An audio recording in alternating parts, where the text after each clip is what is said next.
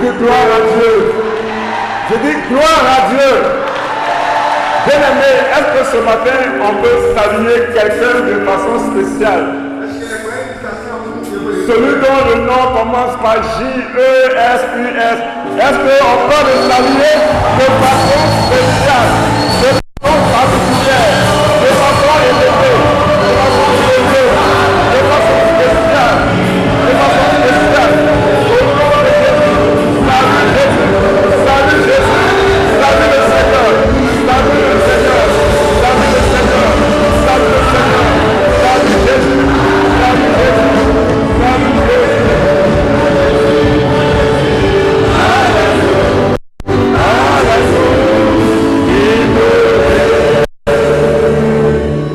Alléluia. Gloire à Dieu. Tu vas prendre tout de suite ta Bible. On va faire une prière avant de commencer. Prends ta Bible. Prends ta Bible dans le livre d'Ésaïe, chapitre 6, le verset 10.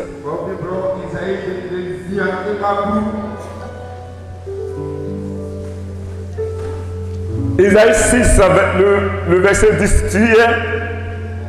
Tu es. Ah oui. 6, verset 10.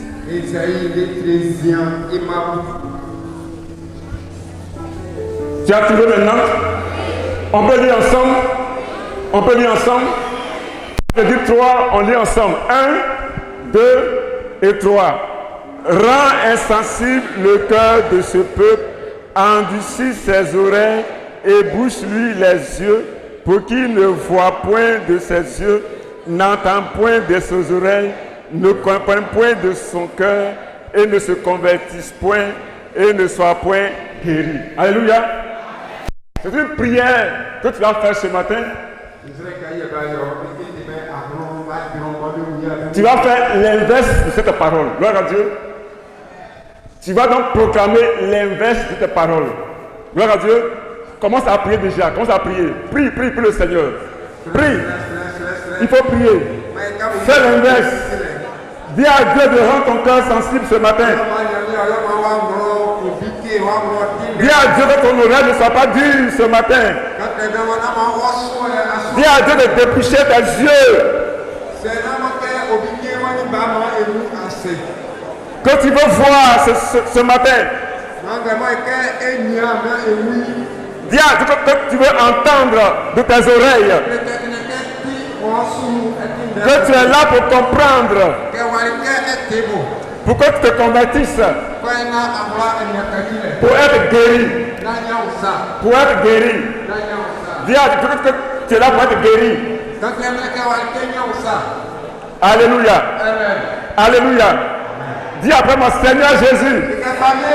En ce matin, je suis à l'autel du possible pour que mon cœur soit guéri. Rends mon cœur sensible à ta parole. Rends mes oreilles sensibles à ta parole. Débouche mes yeux. Ouvre mes yeux pour que je puisse voir.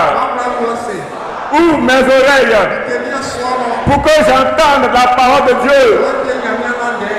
Ouvre mon esprit pour comprendre la révélation de ta parole.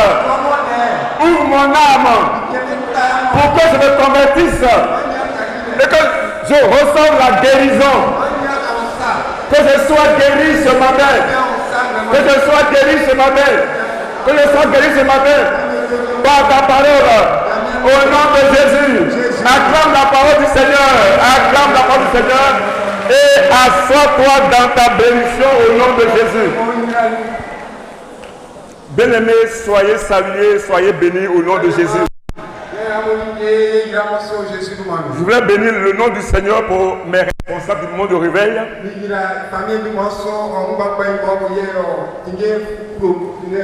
Qui me font la grâce donc d'intervenir ce matin. Ici à l'hôtel du possible. Dans le ministère du prophète Anno. Que Dieu les bénisse abondamment. Au nom de Jésus. Dis à ton frère, à ta soeur qui est à ta droite, que Dieu te bénisse. Dis-lui encore que Dieu te bénisse. Que Dieu te bénisse. Au nom de Jésus. Ce matin, le thème qui m'a été donné est ainsi intitulé. La parole de Dieu, une arme efficace dans le combat spirituel. Alléluia. Est-ce qu'on peut répéter la parole de Dieu? La parole de Dieu, une arme efficace dans le combat spirituel. La parole de Dieu, une arme efficace dans le combat spirituel. Bien-aimés, depuis dimanche, les hommes de Dieu ont essayé d'expliquer que le monde entier a été créé par la parole. C'est vrai ou c'est faux? Toi et moi aussi avons été créés par la parole. C'est vrai ou c'est faux? Donc dans la vie, tout est fait, défait, attaché, détaché par la parole. Alléluia. Je me souviens il y a quelques années en arrière, ma vie n'avançait pas. Mais je priais, je chaînais. Mais je ne voyais pas les choses arriver.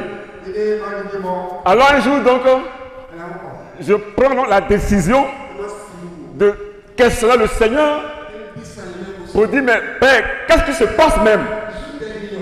Alors le Seigneur me donne une vision dans laquelle je vois tous les hommes de ma famille dans une maison, une belle maison, une grande maison, mais dans une prison. Dans la belle maison, il y avait donc une prison en fer. Et tous les hommes, tous ceux qui sont hommes dans ma famille paternelle sont dans cette prison.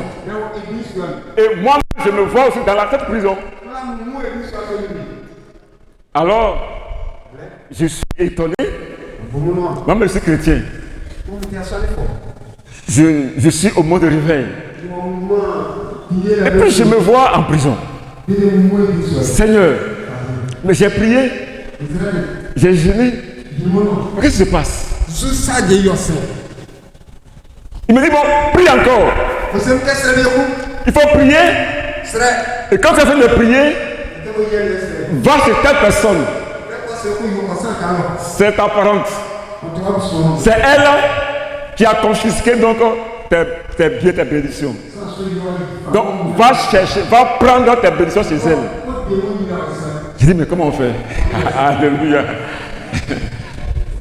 Donc je prie, je gêne, et donc je me décide d'aller chez elle pour prendre mes bénédictions. Donc quand je suis parti, je questionne le Seigneur, comment je vais faire pour prendre? En fait là, on ne voit pas. C'est pas physique, c'est spirituel. Bon, je suis arrivé chez elle. Et j'ai frappé la porte. Elle a ouvert la porte. Et elle était surprise de me voir. Alors quand elle m'a vu net, ça me dit c'est le moment. Bon, quand on se croise là, à une personne, ce qu'on peut faire, c'est de se saluer. Donc en la saluant, dans mon esprit, je prends mes bénédictions. Alléluia. Mais ce n'est pas fini. Je suis rentré, elle m'a donné à soir, donné la nouvelle. C'est une parente, c'est ma soeur. On est passé à table. Et puis elle me dit que quand tu vas finir en partant, là tu vas faire une offrande. Alléluia. Et donc dans l'offrande qu'elle m'a faite en partant, j'ai récupéré ma bénédiction. Gloire à Dieu. Qu'est-ce qui s'est passé? J'ai reçu une clé de la part de Dieu pour ouvrir la porte de mes bénédictions.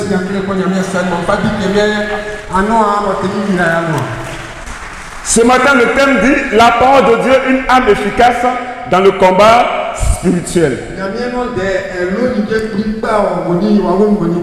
Sophia, on va lire 3 textes. Matthieu chapitre 4, verset 1 à 11. Et puis ensuite, on va lire Éphésiens 6, 17.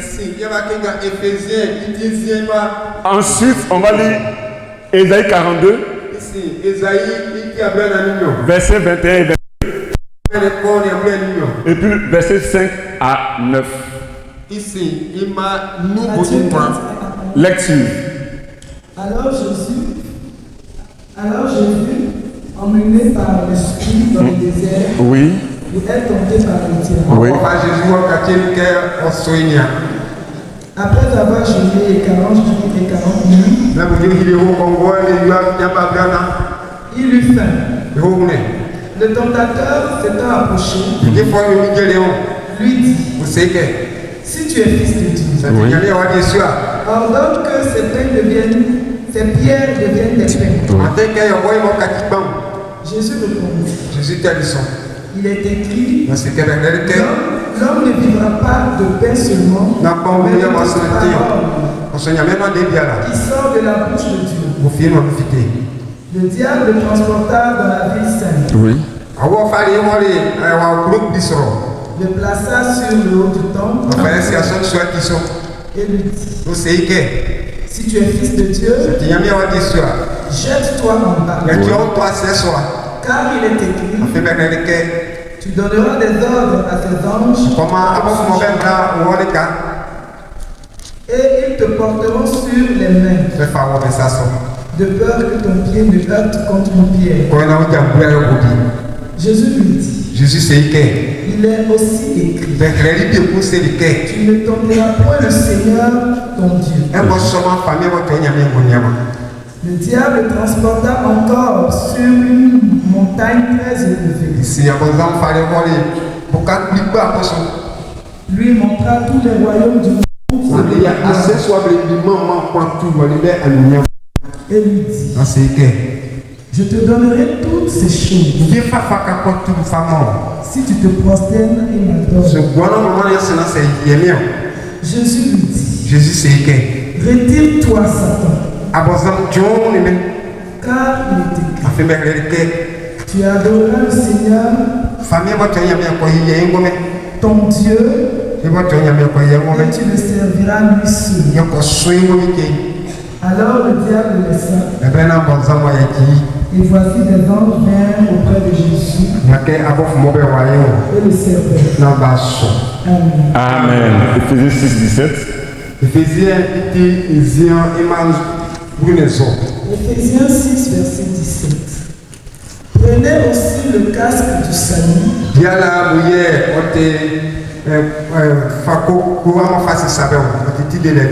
et l'épée de l'esprit, qui est la parole de Dieu. Amen. Ésaïe 42. Ésaïe 42, verset 21 au 22. L'Éternel a voulu pour le bonheur d'Israël publier une loi grande et magnifique. Et c'est un peuple pillé et dépouillé. Oui. On les a tous enchaînés dans les tavernes, plongés dans les cachots. Ils ont été mis au pillage et personne qui les délivre. Dépouillés et personne qui dise restitution. Amen. Amen. Verset 5 à 9.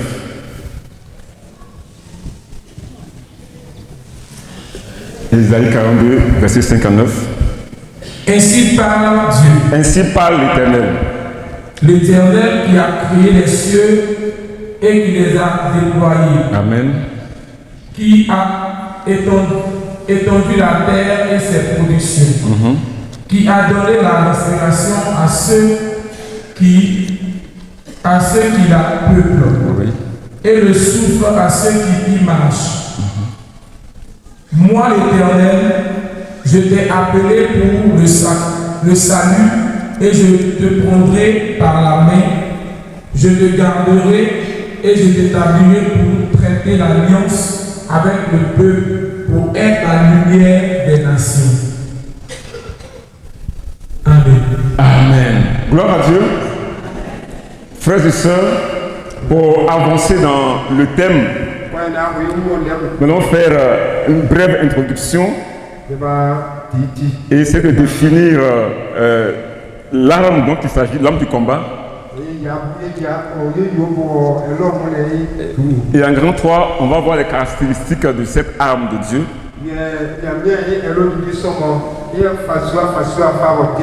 En 4, nous verrons comment utiliser la parole de Dieu dans nos combats spirituels. Ensuite, nous verrons des types de combats bibliques.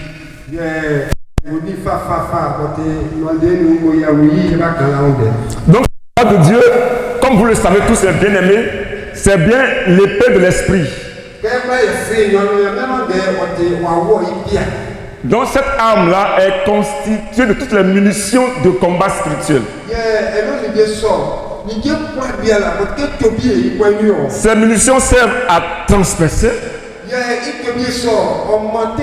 Ça sert à couper. Ça sert à tailler. Ça sert à séparer. Elle sert aussi à casser, à raser, à balayer, à consumer et à détruire toute puissance. Il a dit que rien ne peut s'opposer à elle. Mieux, elle sert même à aveugler l'ennemi, à semer la confusion. Elle sert à libérer les captifs. Alléluia.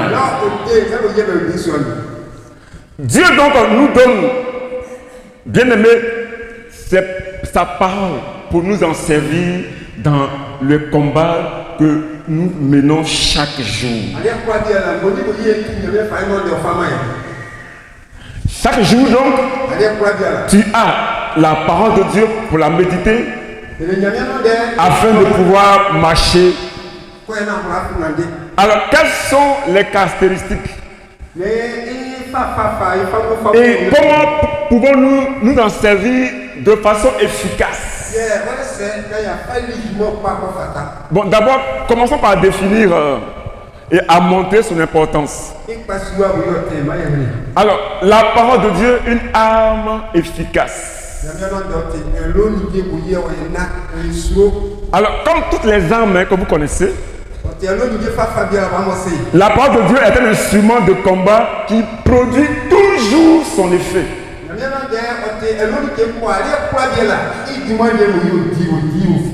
Elle est tangible. Son effet est tangible, mesurable. Lorsqu'elle est utilisée de façon efficace, en pleine connaissance, on voit le résultat. La Bible dit que lorsque Dieu sort une parole, elle ne retourne jamais à lui sans effet.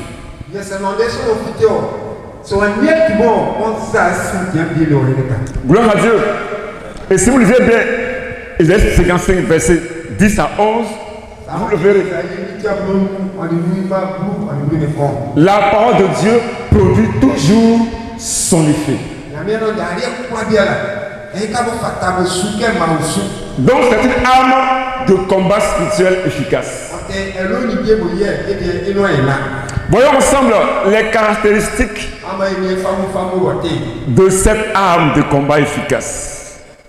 Quand nous lisons 2 Corinthiens 10, 4, que Dieu le teste, les armes avec lesquelles, c'est ça, nous luttons, vous les connaissez, elles ne sont pas charnelles, mais elles sont puissantes par la vertu de Dieu pour renverser les forteresses. Donc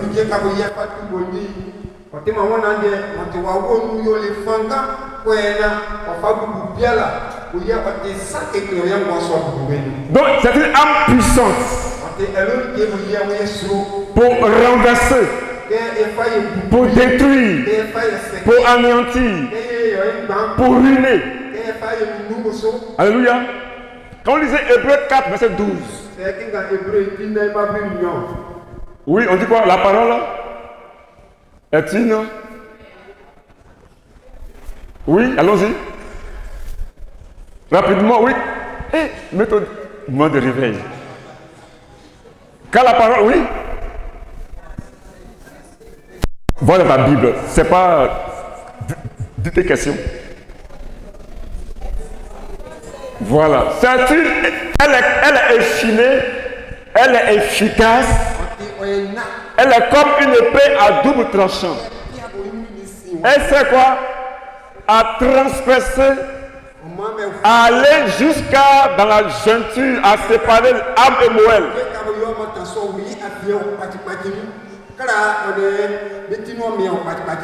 Amen. Donc elle sait à séparer le vrai du faux. Elle sait à éclairer l'âme et l'esprit. Donc c'est une lumière. Amen. Alléluia. Alléluia. Là, dit quoi? Quand nous lisons Ephésiens 6:12, on peut lire.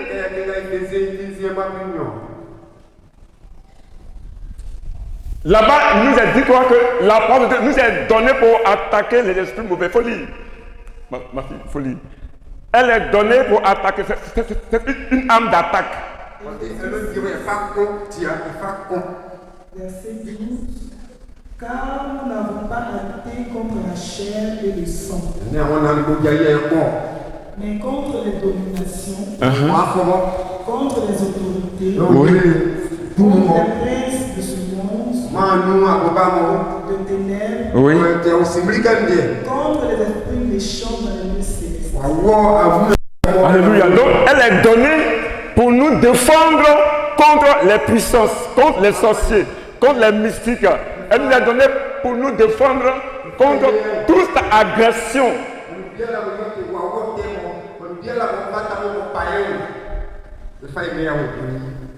Amen. Gloire à Dieu. Maintenant, cette parole que Dieu nous donne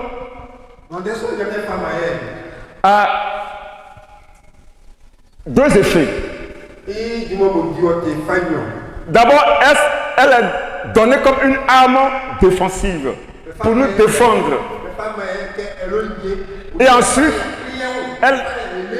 elle est donnée comme une arme pour attaquer. Amen. Voyons dans Éphésiens 6, 14 à 17. Il faut lire, ma fille. Les armes défensives. Donc la parole de Dieu comme arme défensive. Tenez donc ferme, ayez à vos mains la vérité pour ceinture, revêtez la cuirasse de la justice. Mettez des chaussures à vos pieds le zèle que donne l'évangile de paix. Prenez par-dessus tout cela le bouclier de la foi, avec lequel vous pourrez éteindre tous les traits enflammés du malheur. Prenez aussi le casque du salut et l'épée de l'esprit qui est la parole de Dieu. Amen. On peut aussi lire 2 Corinthiens 6, 7 pour ajouter à cette liste d'armes offenses défensives. Verset 7. Par la parole de vérité, par la puissance de Dieu, par les armes offensives et défensives de la justice, au milieu de la gloire et de l'ignominie, au milieu de la mauvaise et de la bonne réputation, étant regardé comme imposteur, quoique véridique. Verset 9. Comme inconnu. Non, c'est bon. J'ai dit 7. Dieu te bénisse. Donc, bien aimé, vous voyez ici bien que la parole nous est donnée comme une arme défensive. Elle dit quoi? Elle dit que nous devons avoir l'assurance de notre foi.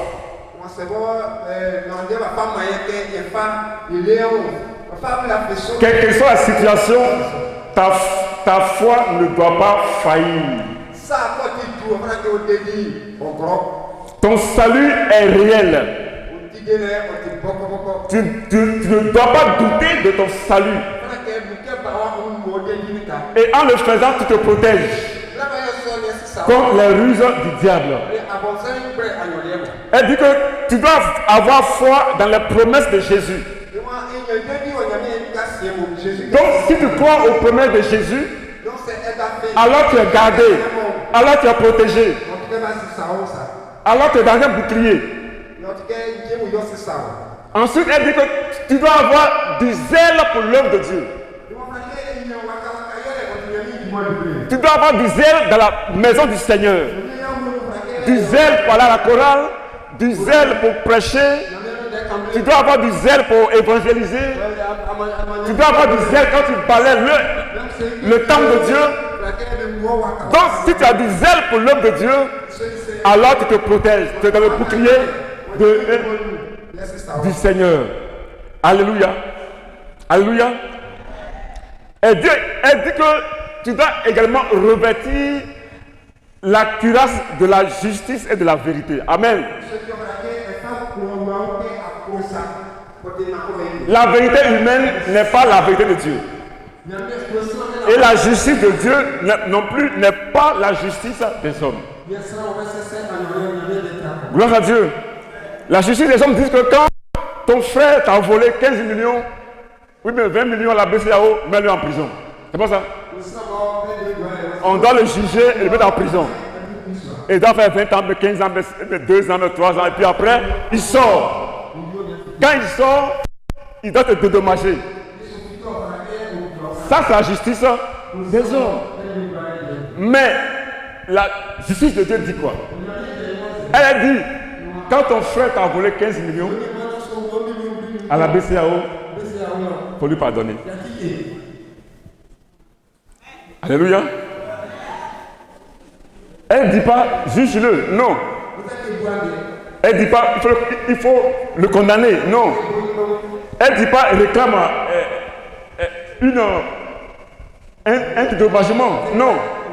Donc la justice de Dieu est contraire à la justice des hommes.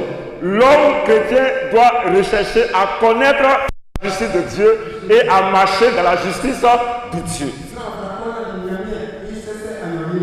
Ce qui est vrai pour toi n'est pas forcément vrai pour Dieu. Alléluia. Quand Jésus a dit, vous connaissez la vérité et la vérité vous a franchi. Amen. Donc la vérité, elle est à connaître. Parce qu'elle vient donc du Saint-Esprit. Seul le Saint-Esprit peut te révéler la vérité. Tu peux avoir ta vérité. Mais Dieu connaît la vérité. Donc si tu as la justice et tu es dans la vérité, tu es protégé. Ça fait partie des armes pour te défendre. Ensuite, elle dit que tu dois avoir la connaissance de cette parole. Donc, à la méditant chaque matin. Et quand tu la médites, demande la compréhension de la parole. Et si tu la comprends maintenant, donne à Dieu aussi la révélation pour toi. Alléluia. Parce que quand on lit la parole, qu'on la médite le matin, il y a une révélation pour moi qui est différente de ma soeur, de mon frère, de mon voisin. Alléluia. Mais la compréhension est pour tout le monde. Gloire à Dieu. Alléluia. Comprendre du matin, c'est pour tout le monde. Mais la révélation, c'est le Saint-Esprit qui va te révéler. C'est quoi il va te dire, il doit te dire cette parole.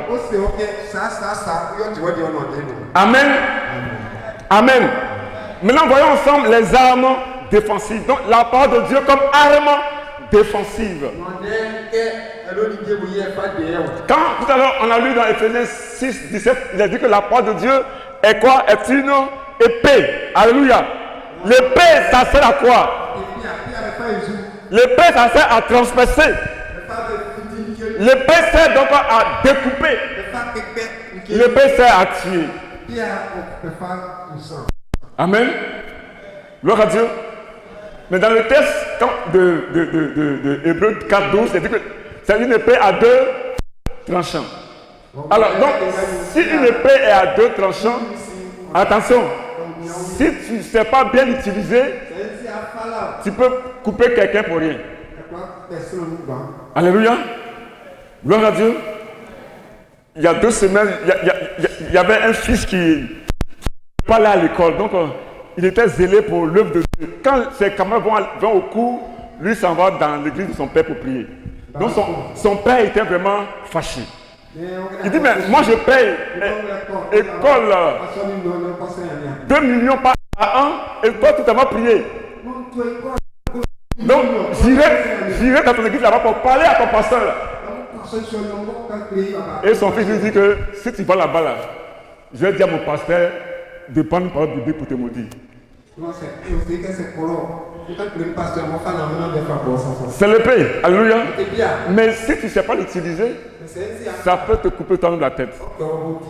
Amen. On dit elle est à 2 tranchants. C'est pourquoi il faut chercher à comprendre l'épée de l'esprit. Il faut chercher à avoir sa compréhension, sa connaissance. Quand tu lis Jérémie 23, 29, il a dit que il dit, ma parole n'était pas comme un marteau. Alléluia. Donc la parole peut être un marteau dans ta main pour briser, pour casser et pour détruire. Amen. Donc on peut l'utiliser comme un marteau. Le marteau, ça sert aussi à enfoncer la pointe dans du fer ou dans du bois ou dans un mur. Donc on peut l'utiliser comme un marteau. Quand tu vas plus loin dans Genèse 6, il dit que ma parole est comme un feu dévorant. Amen. Donc la parole de Dieu peut sortir de la bouche de Dieu comme un feu pour consumer, pour détruire, pour ruiner. C'est ce que nous avons fait depuis hier dans nos proclamations.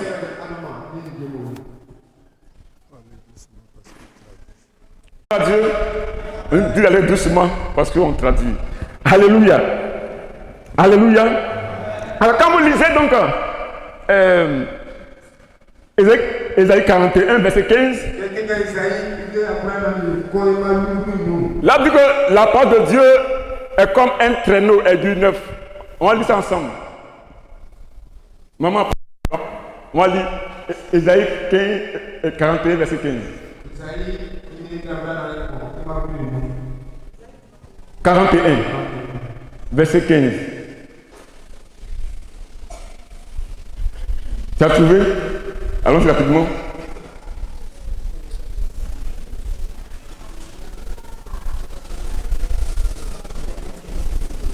Hey. C'est chez Isaïe dans le Nouveau Testament. Allons-y, oui.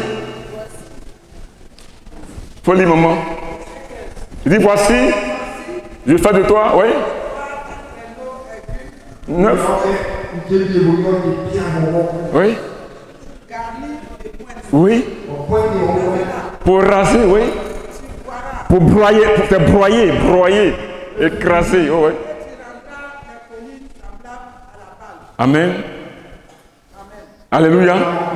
Donc la parole de Dieu peut te transformer toi-même en un traîneau aigu neuf. Bon, ici en Côte d'Ivoire, il n'y a pas de traîneau, mais dans les pays de glace, on voit les traîneaux qui sont poussés par les chiens, mais par les animaux. Donc c'est une arme efficace dans le combat spirituel. Donc là où il y a une colline, le traîneau peut raser. Là où il y a une situation montagneuse qui te dépasse, le traîneau donc peut broyer donc la colline ou la montagne. Alléluia. Un peu plus loin, on voit que la parole de Dieu dans Psaume 149, versets 6 à 9. Sophie, on peut lire. On voit là-bas que la parole de Dieu est comme un lien, comme une chaîne. On peut l'utiliser comme une chaîne pour enchaîner le cœur de son mari.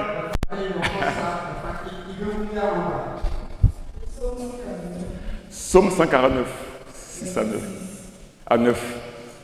Que la louange de Dieu soit que la louange de Dieu soit dans leur bouche. Et le glaive à 2 tranchants dans leur main. Et le glaive à 2 tranchants dans leurs mains.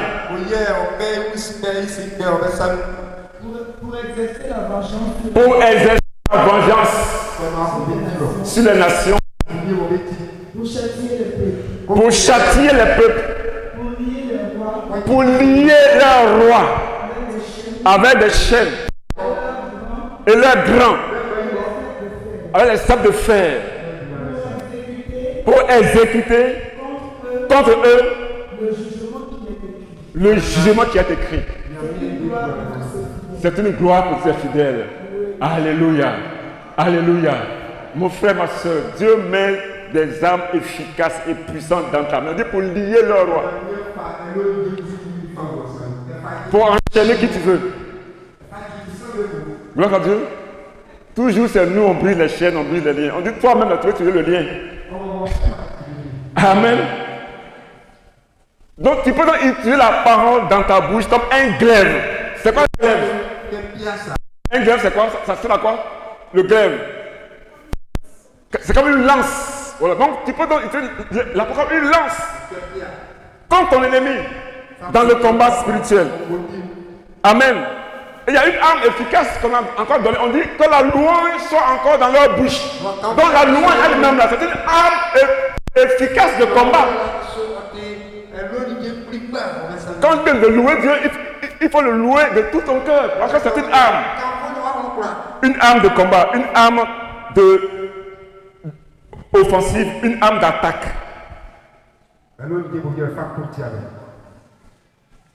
La parole de Dieu, Matthieu chapitre 16, 19, là-bas il est dit comme qu'elle est comme une clé. Christ dit quoi? Christ dit, voici Pierre, je te donnerai les clés du royaume. Ce que tu vas lier sur la terre sera délié. Donc, parole de Dieu comme une clé. La clé, ça sert à ouvrir les portes au nom de Jésus. Que les portes de ta vie s'ouvrent aujourd'hui, mon frère. Que les portes de ta vie s'ouvrent aujourd'hui, ma soeur. Tu as la parole de ta bouche pour ouvrir les portes. Ouvrir les portes. Et Jésus dit qu'il est la clé de David. Quand tu l'utilises, aucune porte ne peut lui résister. Il n'y a pas de porte qui puisse te résister si tu marches avec la clé de David. Amen.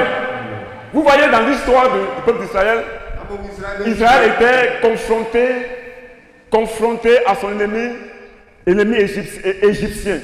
Là, ils ont fui, ils ont couru pendant des jours et ils étaient dos au mur. Ils ne savaient plus quoi faire. Alors, ils ont commencé à paniquer, à pleurer, à gémir, parce qu'ils voyaient déjà leur mort. Les Égyptiens venaient de très loin. Alléluia. Alors Dieu va une clé pour ouvrir la mer rouge. Dieu dit quoi? Dieu dit à Moïse, fais un acte prophétique. Alléluia. Moïse fait un acte prophétique. Il prend le bâton d'Aaron. Dieu dit, étends le bâton sur la mer. Étends le bâton sur la mer. C'est Dieu qui lui dit, étends le bâton sur la mer. Parole de Dieu rentre dans son oreille et il obéit. Alors lui aussi il étend le bâton sur la mer. Et puis pendant quelques minutes, la mer s'ouvre. Les portes s'ouvrent. C'est comme ça que les portes de ta vie aussi vont s'ouvrir si tu utilises les clés, si tu utilises les clés de la parole de Dieu.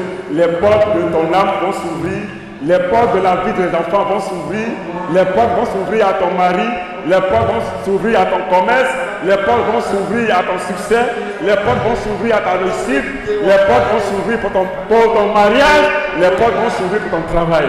Les clés, la parole de Dieu est comme une clé. Alléluia.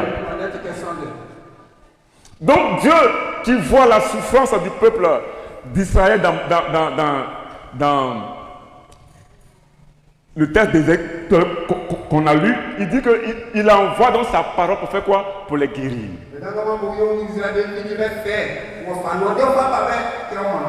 Donc la parole de Dieu sort de la bouche de Dieu, c'est pour guérir son peuple. C'est pourquoi reçois la guérison, bien aimé, quelle que soit la maladie, tu es guéri. Depuis hier, en tout cas tu es guéri, tu es guéri. Toi, tu es guéri. Il envoie sa parole, dit le texte, pour leur faire échapper de la force. La force, c'est là où on enterre les morts. Mais toi, tu ne mourras pas, parce que Dieu a envoyé sa parole pour te faire sortir de la force, pour te faire sortir du tombeau, pour que tu puisses échapper à la mort. Au nom de Jésus, sors de la force et vis ta vie, car Jésus vit. Alléluia. Amen. Comment, bien-aimés, allons-nous donc utiliser la parole de Dieu de façon efficace? Lisons pour introduire ça, Jean 15, verset 7. Amen.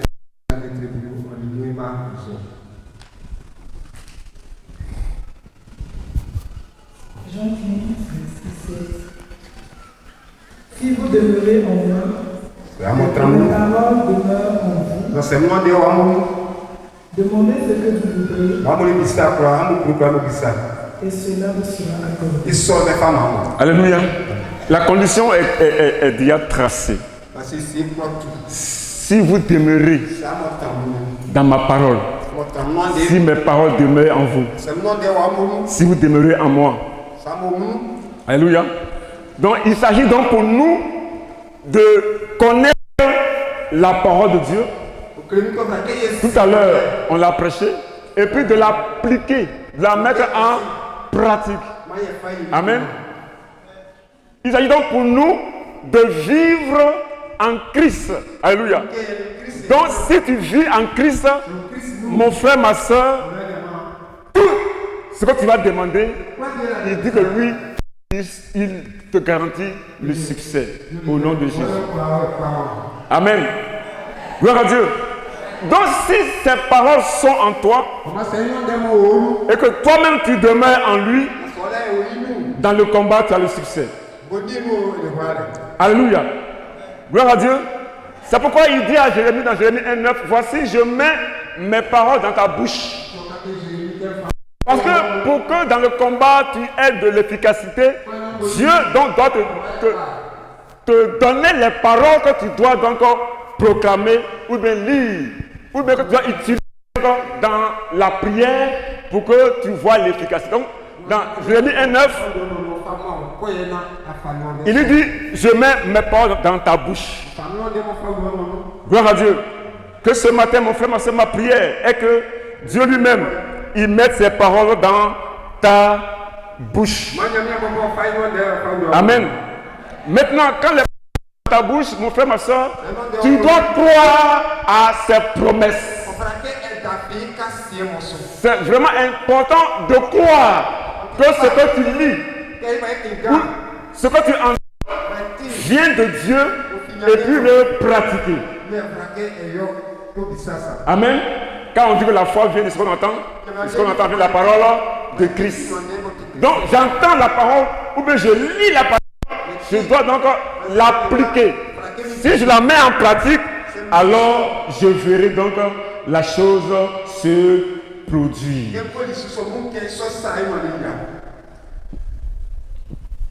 Mais pour plus d'efficacité, quand on est en combat spirituel,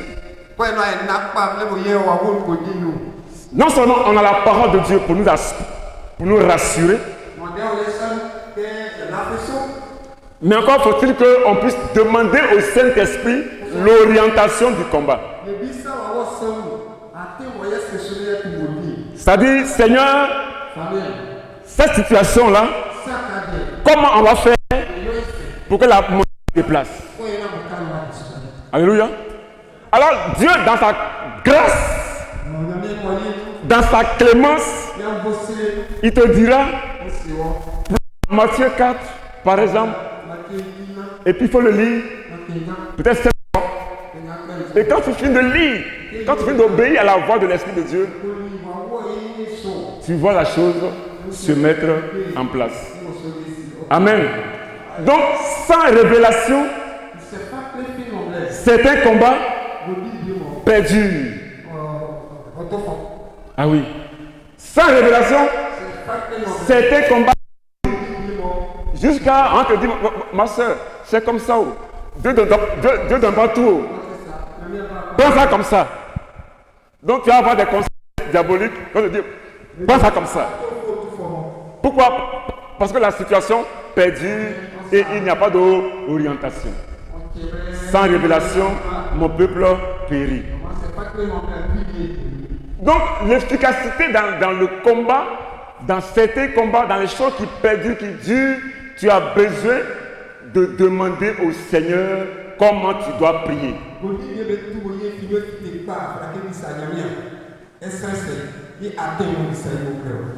Parce que si tu ne sais pas comment prier, tu risques donc de prier dans le vent. Tu risques donc de combattre dans le vent. C'est pourquoi Satan s'est présenté à Jésus. Il lui dit, transforme cette pierre en pain. Ça, c'est ce qu'on appelle une parole de tentation.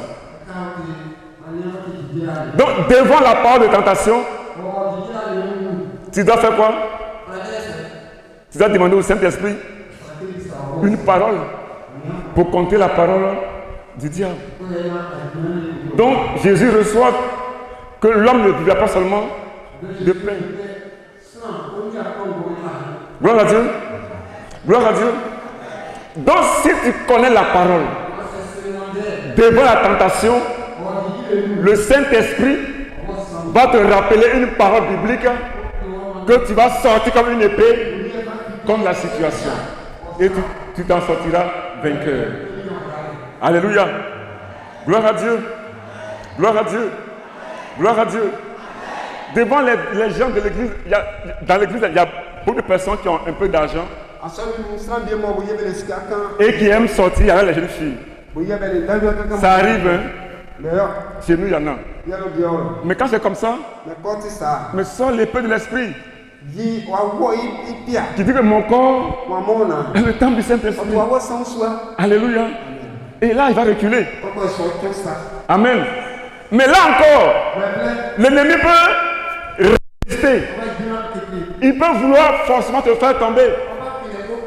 Quand vous lisez Matthieu 4, 10, la Bible dit quoi? Que Jésus a fait quoi? Il a chassé Satan. Alléluia. Alléluia. Il a dit, retire-toi de moi. Gloire à Dieu. Il y a des situations dans lesquelles on veut résister. On veut écouter. On veut voir. Et puis on tombe dans le filet. Il a dit, arrière de moi, Satan. Donc il a chassé Satan. Donc dans cette situation, tu es obligé de chasser l'ennemi. Mon frère, ma soeur, quand tu lis 2 Chroniques 2, tu vas voir que Josaphat et son peuple étaient confrontés donc, à des ennemis. Ils avaient peur parce que l'ennemi était fort et fort nombreux. Alors, lui en tant que roi, il va aller donc faire quoi? Consulter l'Éternel pour savoir comment il va faire devant cette multitude.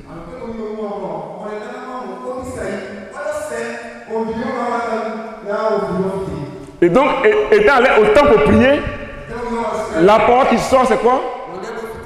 On lui dit, mon ami, vous n'aurez pas à combattre. Alléluia. Il y a des combats qui ne sont pas tes combats. Ce sont les combats de l'Éternel. Bon, on se fatigue dans les jeûnes et dans les prières.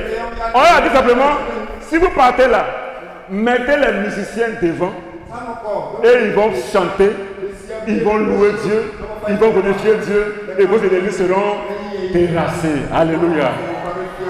Gloire à Dieu. C'est pourquoi il faut savoir orienter le combat, la prière.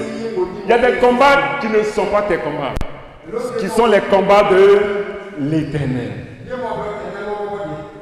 Question du Seigneur pour savoir, dans cette situation, qu'est-ce que j'ai fait? Une simple louange a suffi pour mettre en déroute une multitude. Louange, une arme efficace dans le combat spirituel. Tu peux acclamer la parole de Dieu.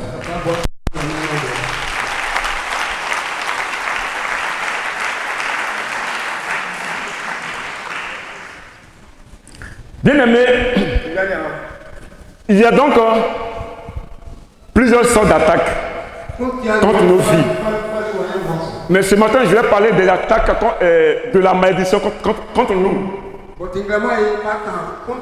Souvent, nous sommes maudits par les sorciers et la situation perdue par les mystiques. Nous sommes maudits par certaines personnes et la situation perdue, ça a perdu. Mais si tu connais la parole de Dieu, sache qu'il est écrit dans Colossiens 2, 14 à 15, comment lire?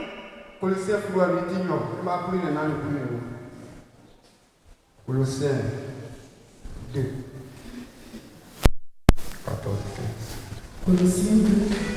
14, 15. Il a effacé l'acte dont les ordonnances sont condamnées.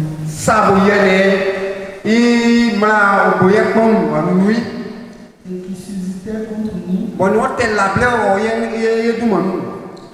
Et il l'a détruit en le clouant à la croix. Il a dépouillé les dominations et les autorités. Il les a livrés publiquement en spectacle en triomphant d'elle par la croix. Alléluia. Et quand tu lis Nombre 23, 23, là, dit quoi? Que non, l'enchantement ne peut rien contre Israël, ni la divination contre Jacob. Donc, déjà, étant chrétien et enraciné en Christ, normalement, la malédiction ne peut rien faire contre toi. Je dis normalement. Mais s'il y a une malédiction que tu découvres dans ta vie, l'homme a utilisé c'est quoi? C'est la croix. Alléluia. Il a dit que Jésus a détruit la malédiction à la croix de Golgotha. Donc la croix devient donc ton arme que tu dois brandir à la malédiction. Là-bas, il a dit, maudit soit quiconque est pendu au bois. Donc la malédiction contre toi s'arrête à la croix. Brandis la croix contre la malédiction. Sors la croix. Attrape l'étendard de la croix. Que la croix soit ta bannière contre la malédiction. Et tu vas voir la malédiction reculer. Mon frère, il y a des combats, par exemple, qui sont faits par la parole. Il y en a qui sont faits à partir de l'eau. Il y a d'autres qui sont faits à partir du sang, soit du sang humain ou du sang d'animal. Mais si tu n'as pas la révélation de Dieu, tu risques de prier un peu à côté. Mais si on t'a maudit à une parole, c'est une autre parole qui doit sortir pour annuler la malédiction. Si on t'a maudit avec de l'eau, c'est l'eau qui doit sortir pour régler le problème de l'eau. Si tu as été maudit par le sang, c'est du sang qui doit sortir pour régler le problème de la malédiction du sang. C'est pourquoi 1934, il a dit que quand Jésus est mort à la croix, il a été fait malédiction, son côté a été percé et le sang est sorti et l'eau est sortie. Donc c'est eau contre eau, sang contre sang, parole contre parole. Alléluia. C'est pourquoi il faut connaître la parole de Dieu. Amen. Il est donc important de connaître la parole de Dieu. Dans d'autres cas, c'est un acte qui a été posé contre toi. Oui, ça arrive. Qu'on fait un acte contre toi. Et là, également, tu as besoin d'un acte contraire. Donc c'est acte contre acte. Tu vas beau prier, faire prière dans la parole, souvent ça ne marche pas. Quand vous voyez dans 2 Samuel 24, David, je crois, avait posé l'acte de et puis une malédiction s'est levée sur Israël. Amen. Dieu lui a demandé de poser donc un autre acte contraire pour arrêter la malédiction. Acte contre acte. Amen. Je me souviens que j'étais à un moment donné un peu malade. Enfin, pas un peu, mais très malade. Je me voyais comme étant en train de mourir. Je sentais la mort fortement. Et je dis à mon épouse que maman, vraiment, ça va pas, dès que je vais mourir. Il faut que vraiment on aille prier. Donc, on allait prier. On dit, Seigneur, qu'est-ce qui ne va pas? Et on me dit que il y a un monsieur qui est avec toi dans un projet. Dans le projet, là, tu gagnes 100 000 francs par mois comme transport pour faire le projet. Mais ce monsieur-là, il veut te tuer à cause de ces 50 francs-là. Pour qu'on lui donne ça. Donc, la nuit, à minuit, il est allé dans son village, au bord de la mer.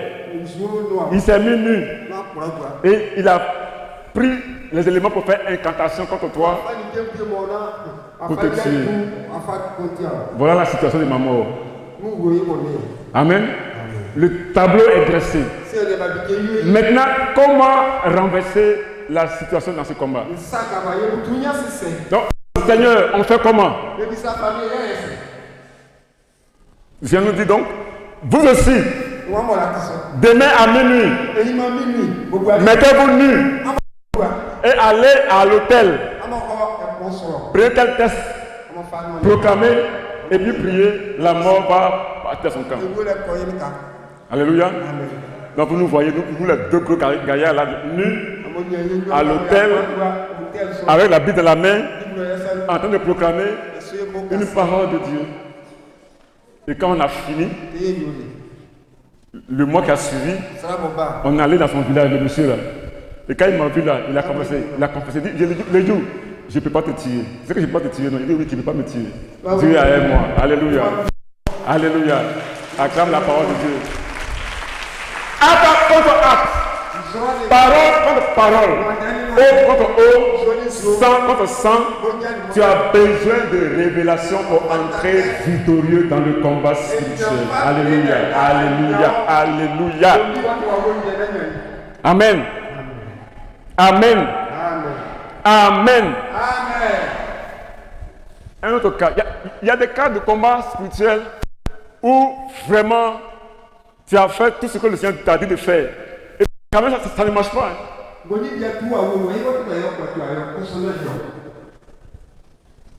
Dans ce cas-là, tu fais ce qu'on appelle appel. Tu vas au tribunal de la cour d'appel. Alléluia. Ce qu'on appelle rappeler à Dieu les souvenirs. Gloire à Dieu. Gloire à Dieu. Je vais aller un peu plus vite. Alors, le rappel des souvenirs. Vous voyez dans le combat de Aman contre Mardochée. C'est Mardochée qui a dévoyé le plan diabolique de tuer le roi. Et puis, au jour de la récompense, on a nommé quelqu'un d'autre. Mais néanmoins, on a écrit l'acte que Mardochée a accompli là dans le livre des souvenirs. Avant, on appelle ça le livre des chroniques. Amen. Ici, maintenant, là, on appelle ça le journal officiel. Amen. Ok. Donc, le roi, un jour, il a dormi jusqu'à... Il s'est levé un matin, il a fait une nuit blanche. À cause de quoi? La prière de Esther, il a fait une nuit blanche. Et il est venu au palais royal et il dit, mais je me souviens qu'il y a un monsieur sauvé. Qu'est-ce qu'on a fait pour lui? On dit, on n'a rien fait pour lui. Il dit, ah bon? C'est pas possible. Envoie le livre. Lisez. Et on a le souvenir. On a rappelé ce que Mardochée a fait. Alors le roi s'est levé. Il dit, repositionnez cet homme. Alléluia. C'est comme ça que toi aussi, on va te repositionner. Quand Dieu va se souvenir de toi. Quand il va lire dans le livre des chroniques, dans le livre des souvenirs, il pourra te repositionner. Amen. Donc il y a certains combats où vraiment tu as besoin d'aller à la cour d'appel. Quand Satan a pris son décret, tu as besoin d'un arrêt divin pour te repositionner. Oh, pour avoir un arrêt divin, pour avoir un arrêté, c'est où on prend ça? C'est le juge. Alléluia. Donc tu vas devant le juge divin. Seigneur, je fais appel à la situation. Je demande un arrêt pour moi. Alléluia. Dieu va se souvenir et tu vas voir le Seigneur dans sa grâce. Il va te repositionner au nom de Jésus. Alors, voyez maintenant le type de combat biblique. D'abord, je vais dire que l'ennemi nous attaque toujours sur 3 fronts.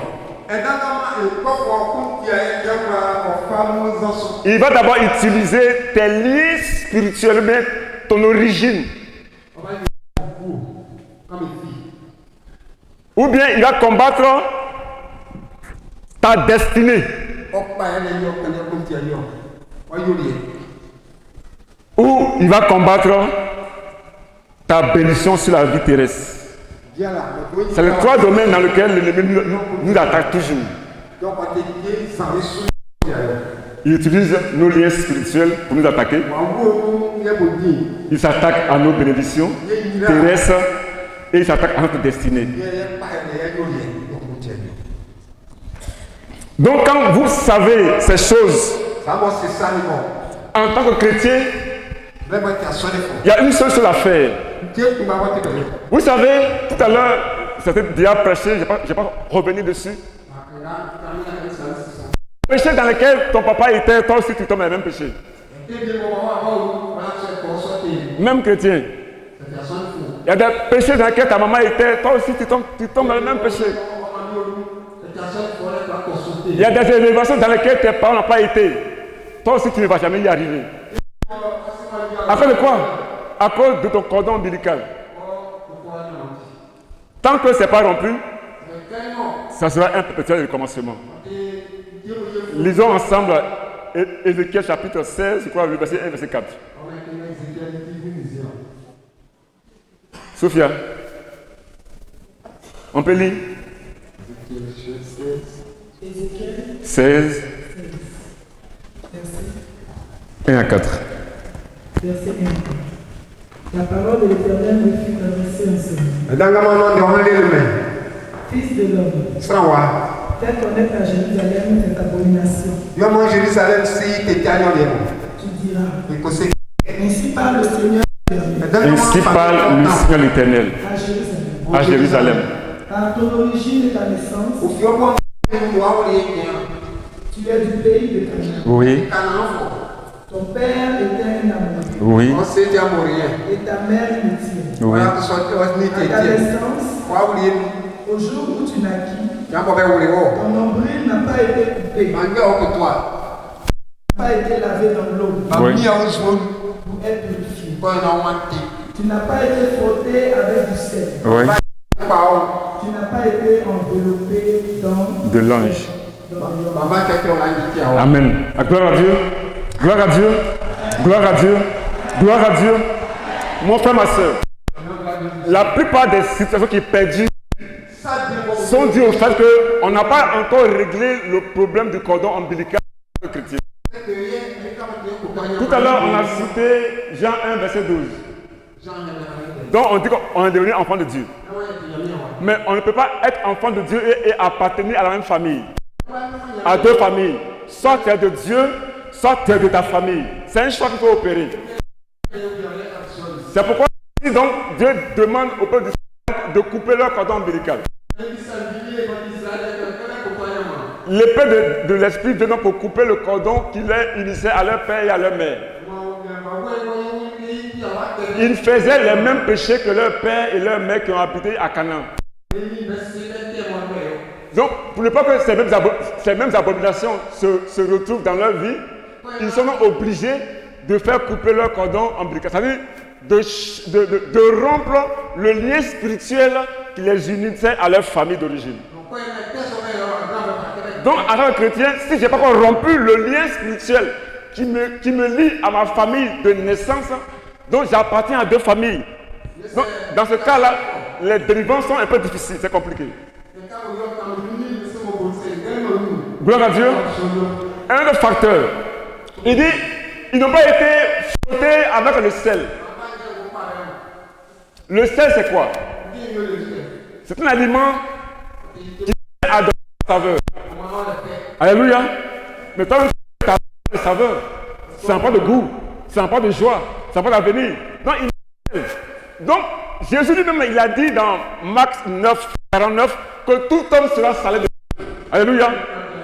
Donc, le sel, c'est à quoi? Le sel, c'est à protéger, à conserver et à garder. Gloire à Dieu. Quand le cordon a été coupé, alors tu as besoin donc du sel qui vient de la part du Saint-Esprit pour te conserver et pour te garder. Ça veut dire que tous les chrétiens seront salés de feu. C'est-à-dire qu'ils vont recevoir un baptême de feu du Saint-Esprit pour les mettre à part hors de leur famille biologique. Alléluia. Donc si cette expérience manque, effectivement les délivrances aussi sont très difficiles. Gloire à Dieu. Troisième étape, il dit, ils n'ont pas été enveloppés dans les langues. Les langues ici, c'est la connaissance de la parole de Dieu. C'est ça qui nous protège. Tout à l'heure, on a cité les armes offensives et les armes défensives. Donc la parole de Dieu, donc, quand on la connaît, quand elle nous enveloppe, alors on est protégé. Alors il est possible de chercher une quelconque délivrance et y entrer, une quelconque bénédiction et y entrer. Alléluia. Alléluia. Donc ça c'est l'aspect de la famille. Maintenant l'aspect des bénédictions et de la destinée. Mon frère, ma soeur, c'est Dieu qui connaît à quoi il t'a destiné. Toi-même tu ne le sais pas. Mais tant que Dieu ne t'a pas révélé, tu ne peux jamais savoir ta destinée. Tu vas aller à droite, tu vas te toucher à ça, tu vas toucher à ça. Prends le temps de questionner le Seigneur. Tu m'as créé, je suis devenu chrétien. Quelle est ma destinée? Quel chemin je dois suivre? C'est lui seul qui te dira comment tu dois combattre pour entrer dans ta destinée.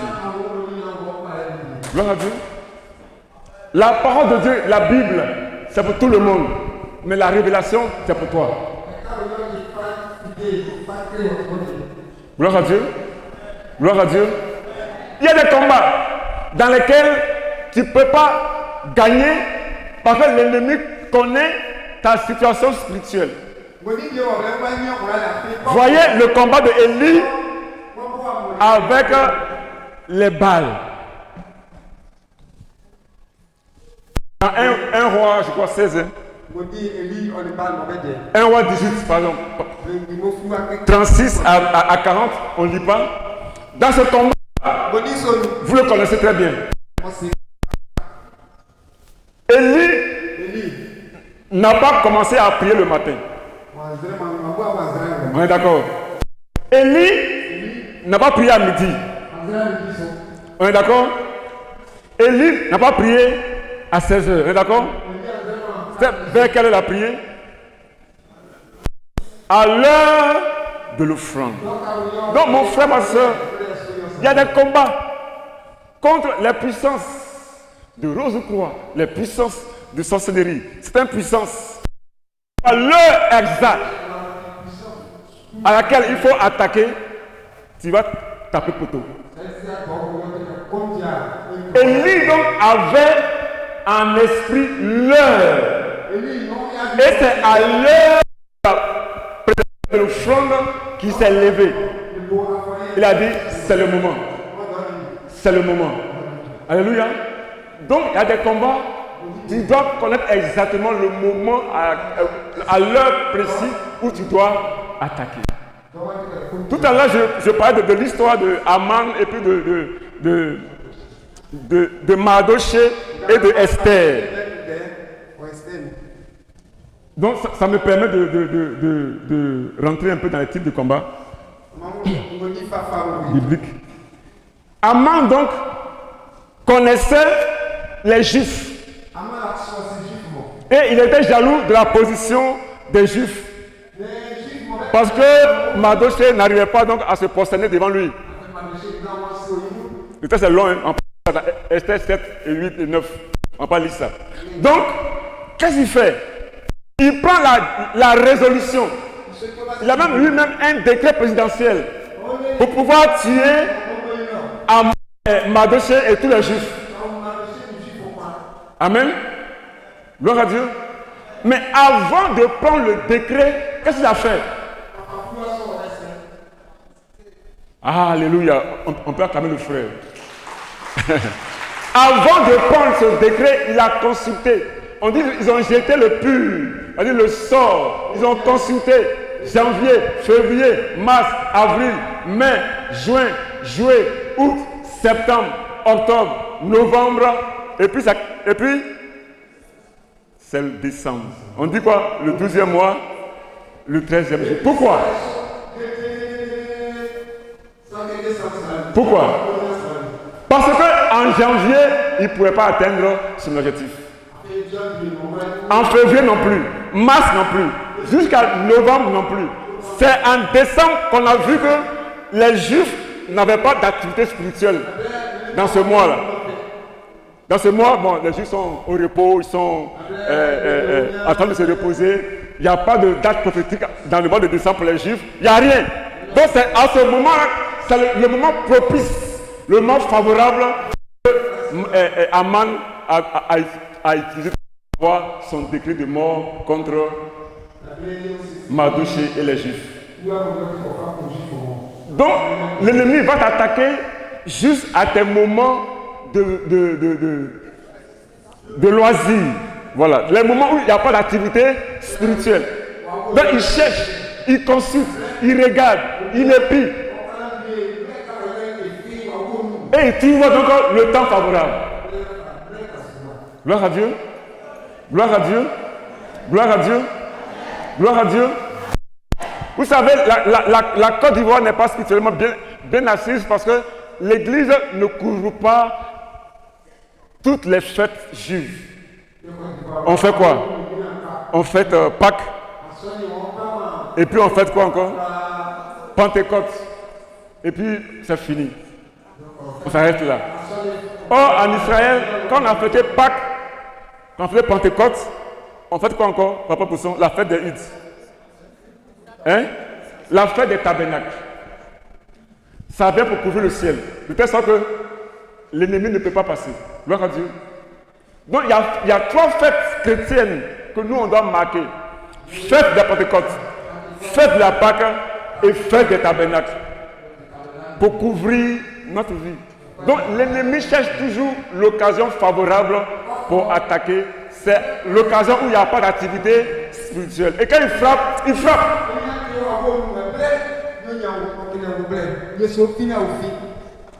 Dans quel mois la réunion est arrivée en Côte d'Ivoire?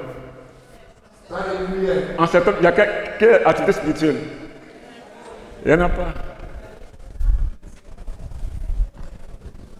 Alléluia. Alléluia.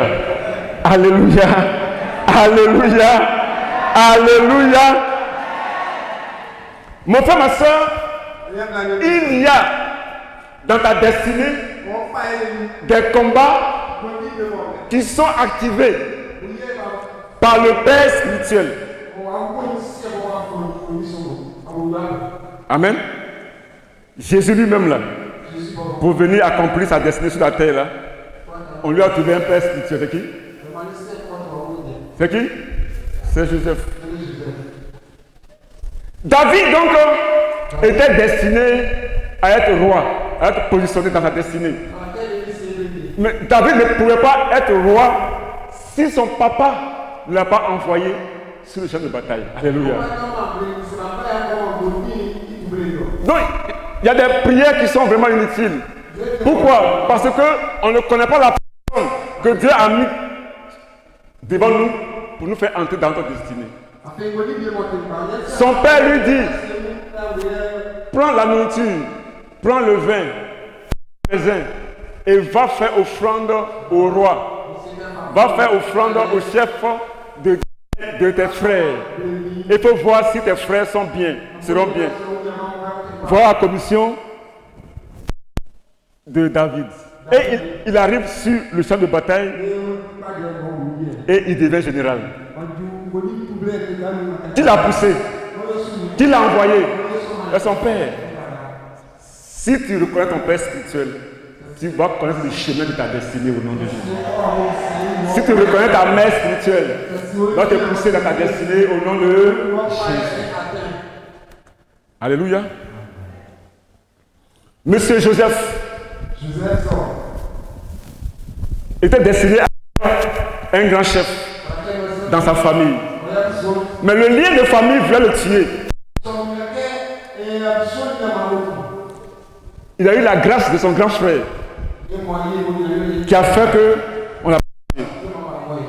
Mais pire, la famille voulait le vendre aux Madianites.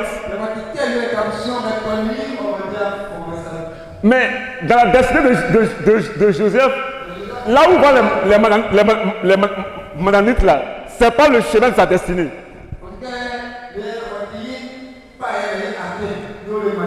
Donc, ils ont préféré le vendre à des Ismaélites qui vont où? En Égypte. Alléluia. Gloire à Dieu. Gloire à Dieu.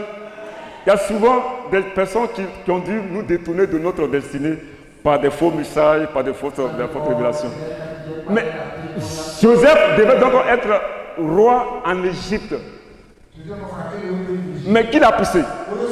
Qui l'a envoyé? Bah, ses frères, c'est son papa. C'est son papa. Alléluia. C'est son papa.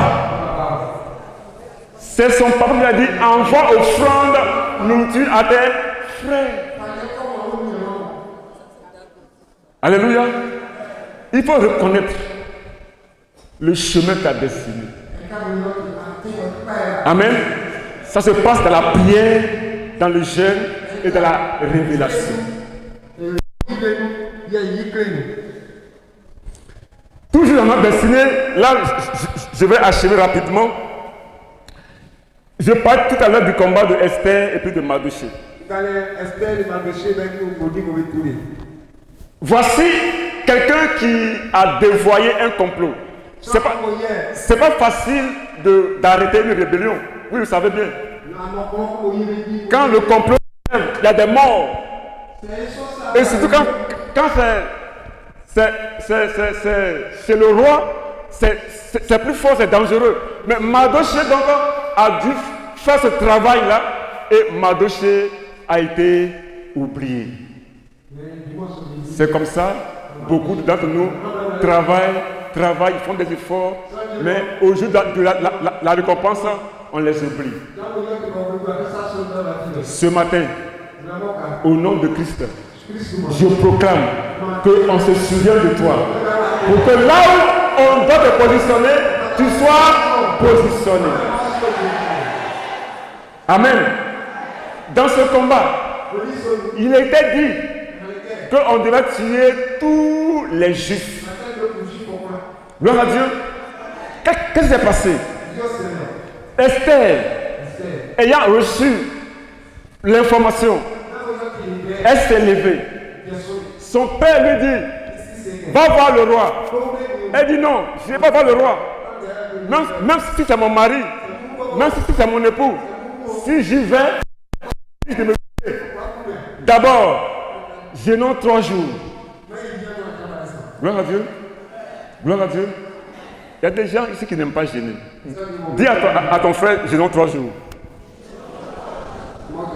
Jeûnons 3 jours. Jeûnons 3 jours. Donc il jeûne 3 jours. Et alors dans le jeûne, le Seigneur change la situation. Gloire à Dieu. Donc la situation qui a été renversée de façon défavorable a été renversée favorablement dans le jeûne et la prière. Et quand elle est allée vers le roi, la porte s'est ouverte. Donc il y a des portes là qui sont fermées. Tant que tu n'atteins pas la clé du jeûne et de la prière, la porte reste fermée. Mais quand tu te lèves dans le jeûne et la prière, la porte s'ouvre. Et c'est comme ça que Esther a été utilisée par Dieu donc, pour sauver sa maison et son peuple. Toi aussi, Dieu peut t'utiliser pour sauver ta famille et ton peuple. Dieu peut t'utiliser pour sauver ta maison, pour sauver ta femme, pour sauver tes enfants. Dieu peut t'utiliser pour ouvrir la porte de la famille. Alléluia. Alléluia. Alléluia. Mais l'ennemi s'est rendu compte qu'il y a un jour, il y a un mois dans l'année où il n'y a pas d'activité spirituelle. Je te prie, mon frère, ma soeur, il faut essayer de remplir tous les mois de l'année pour que l'ennemi ne puisse pas avoir de faille dans ta vie au nom de Jésus.